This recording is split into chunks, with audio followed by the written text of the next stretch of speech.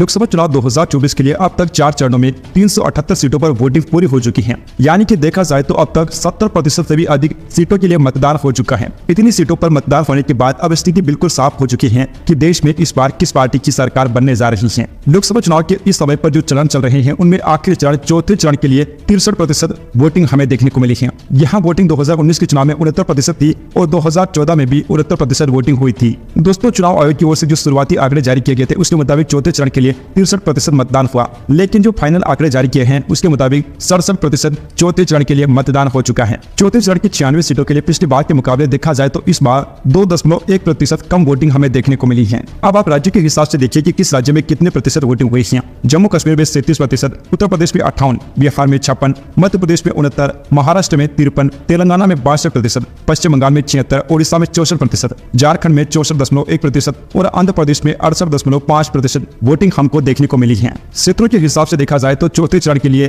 उत्तर भारत की 31 सीटों पर 56.8% मतदान हुआ, जो कि पिछली बार 63.4% था। पश्चिमी भारत की 11 सीटों के लिए 53% वोटिंग हुई है। पूर्वी भारत की 12 सीटों के लिए 70% मतदान हुआ है, जबकि दक्षिण भारत की 42 सीटों के लिए 65.25% मतदान हुआ है। चौथे चरण की 96 सीटों पर खास बात यह रही है कि जिन 42 सीटों पर बीजेपी जीती थी वहां पर 23 सीटों पर कम मतदान हुआ है, जबकि 19 सीटों पर ज्यादा मतदान हुआ है। और जिन 6 सीटों पर कांग्रेस पार्टी जीती थी उनमें से 2 सीटों पर इस बार हमें कम मतदान देखने को मिला है, जबकि 4 सीटों पर ज्यादा मतदान देखने को मिला है। दोस्तों, आज की इस वाली वीडियो में हम बात करेंगे देश की सभी 543 सीटों के बारे में कि किस पार्टी को कितनी सीटें मिल सकती हैं, किस राज्य में किस पार्टी का पलड़ा भारी है और कहां पर भाजपा जीत सकती है, कहां पर कांग्रेस पार्टी खा सकती है। ऐसी कौन सी सीटें हैं जिन्हें भाजपा और कांग्रेस पार्टी रिपीट कर सकती हैं। तो हर एक चीज के बारे में अभी हम काफी डिटेल से जानने वाले हैं। लेकिन अगर आपने अभी तक हमारे चैनल को सब्सक्राइब नहीं किया है तो देश और दुनिया की खबरें पाते रहने के लिए सबसे पहले आप हमारे चैनल को सब्सक्राइब कीजिए। तो चलिए दोस्तों, एक एक करके सभी राज्यों के हिसाब से जान लेते हैं कि किस पार्टी को कितनी सीटें मिल सकती हैं। इस वीडियो में हम आपको एक एक राज्य के बारे में पूरे डिटेल के साथ जानकारी बताएंगे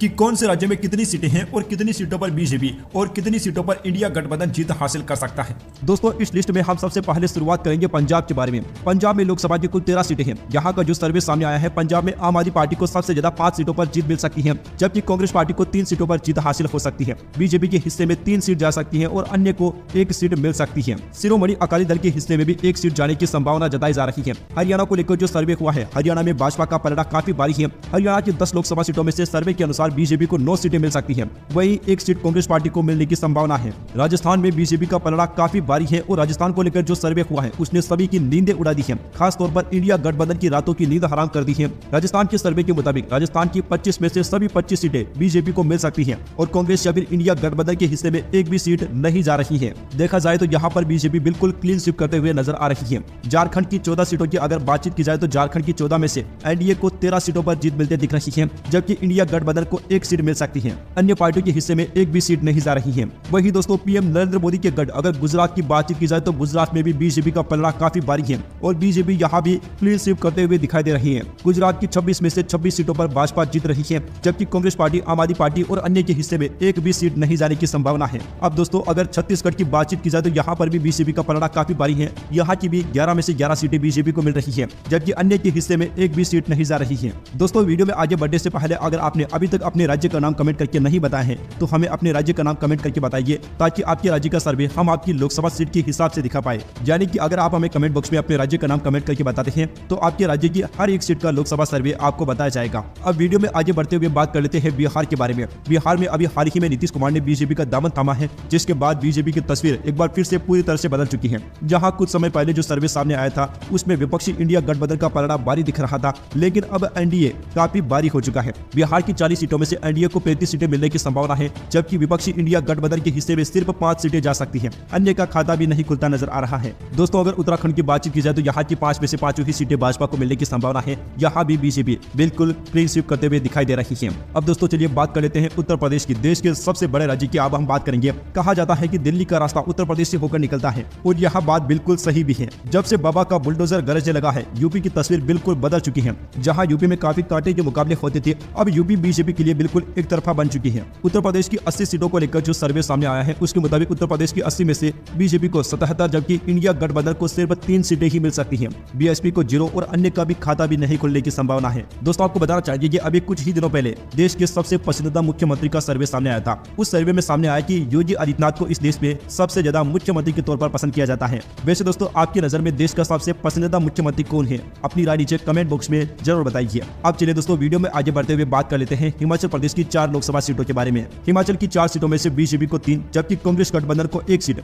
और अन्य का खाता भी नहीं खुलने जा रहा है। अब चलिए दोस्तों बात करते हैं दिल्ली के बारे में। दिल्ली में इस बार इंडिया गठबंधन ने सीट शेयरिंग का फॉर्मूला तय कर लिया है। कांग्रेस पार्टी 3 जबकि आम आदमी पार्टी यहाँ पर 4 सीटों पर चुनाव लड़ने जा रही है। बावजूद विपक्षी पार्टियों का खाता भी नहीं खुल रहा है और सभी 7 सीटें बीजेपी के खाते में जाते नजर आ रही है। विधानसभा चुनाव में भले ही आम आदमी पार्टी का यहाँ पर पलड़ा भारी रहता हो, लेकिन लोकसभा चुनाव में यहाँ पर केजरीवाल बिल्कुल शून्य हो जाते हैं। जैसे ही लोकसभा चुनाव आते हैं यहाँ पर सिर्फ और सिर्फ पीएम मोदी का ही जलवा दिखता है। इस बार भी हमें कुछ ऐसा ही देखने को मिल सकता है। अब दोस्तों अगर ममता बनर्जी की गढ़ पश्चिम बंगाल के बारे में बातचीत की जाए तो यहाँ पर टीएमसी का पलड़ा काफी भारी रह सकता है। बंगाल की 42 सीटों में से दीदी के हिस्से में 26 सीटें जबकि बीजेपी को 15 सीटें, कांग्रेस और लेफ्ट गठबंधन को 1 सीट और अन्य के हिस्से में 0 सीट जाने की संभावना है। दोस्तों आपकी जानकारी के लिए बताना चाहिए कि ममता बनर्जी ने बंगाल में इंडिया गठबंधन से अलग रहने का फैसला किया था। वह साफ तौर पर कह चुकी है कि वह बंगाल की अकेली सैनी है और जो सर्वे सामने आ रहा है उसमें भी ममता बनर्जी का पलड़ा काफी भारी है। वही दोस्तों अगर ओडिशा की 21 सीटों के बारे में बातचीत की जाए तो यहाँ पर बीजू जनता दल यानी कि बीजेडी को 9 सीटों पर जीत मिल सकती है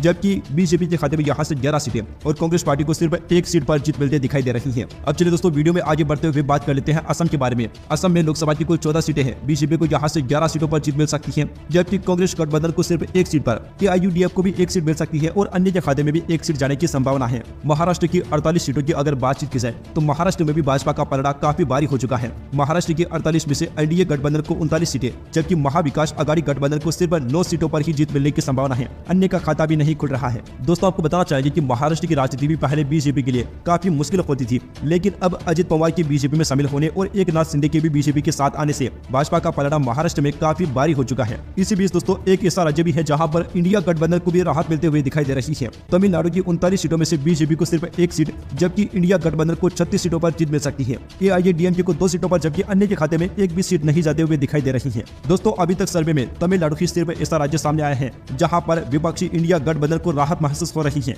अब चलिए बात कर लेते हैं कांग्रेस अध्यक्ष मल्लिकार्जुन खड़गे के गढ़ कर्नाटक के बारे में। यहाँ पर भी दोस्तों एनडीए का ही पलड़ा भारी रह सकता है। बीजेपी को यहाँ की 28 में से 21 सीटें जबकि कांग्रेस पार्टी को सिर्फ 5 और जेडीएस के हिस्से में 2 सीटें जा सकती है। अन्य पार्टियों को यहाँ पर भी खाता भी नहीं खुल रहा है। दोस्तों आपको बताना चाहिए कि पिछले साल ही मल्लिकार्जुन खड़गे को कांग्रेस पार्टी का राष्ट्रीय अध्यक्ष बनाया गया है, लेकिन उनके ही गढ़ में कांग्रेस पार्टी बुरी तरह हार रही है। इससे आप अंदाजा लगा सकते हैं कि लोकसभा चुनाव में पीएम मोदी की क्या छवि होती है और पूरा देश पीएम मोदी के नेतृत्व से कितना प्रभावित है। तेलंगाना की 17 सीटों को लेकर जो सर्वे सामने आया है, तेलंगाना की 17 में से कांग्रेस पार्टी को 9 सीटें जबकि भाजपा के हिस्से में 5 सीटें, बीआरएस को 2 सीटें और एआईएमआईएम को भी 1 सीट पर जीत मिलने की संभावना है। आंध्र प्रदेश की 25 सीटों के बारे में अगर बातचीत की जाए तो आंध्र प्रदेश की 25 में से वाईएसआरसीपी को 19 सीटें और टीडीपी और जनसेना के हिस्से में 6 सीटें जा सकती हैं। कांग्रेस और बीजेपी का यहाँ पर खाता भी नहीं खुलता हुआ दिखाई दे रहा है। अब दोस्तों अगर पूरे देश भर का एक साथ सर्वे जाना जाए कि किस पार्टी को कितनी सीटें मिल सकती हैं और इस बार देश में किस पार्टी की सरकार बन सकती है, यहाँ जानने से पहले अगर आप हमारे एक सवाल का सही जवाब देते हैं तो आप हमारी टीम की तरफ से एक बहुत ही शानदार उपहार पा सकते हैं। आपको बस कमेंट बॉक्स में बताना है कि देश में लोकसभा की कुल कितनी सीटें हैं।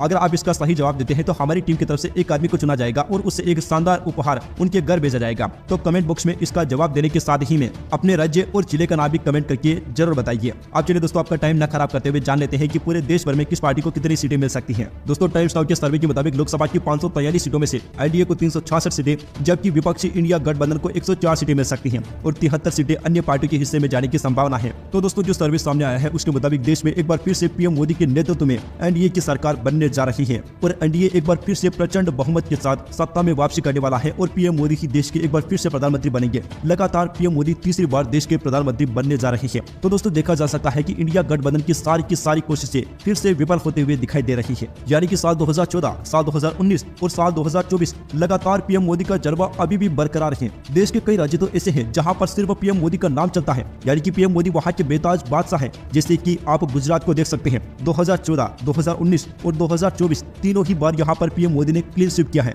मोदी यहाँ पर किसे मुख्यमंत्री बनाते हैं, किसे हटाते हैं, किसे मंत्री बनाते हैं, किसे मंत्री पद से हटाते हैं, यहाँ पर कुछ भी हो लेकिन पीएम मोदी का जलवा कभी भी खत्म नहीं होता है। वैसे दोस्तों इस सर्वे पर आपकी क्या राय है, अपनी राय नीचे कमेंट बॉक्स में जरूर बताइए और अगर आपके राज्य का नाम इसमें नहीं आया है तो वो भी हमें कमेंट बॉक्स में बताइए ताकि आपके राज्य का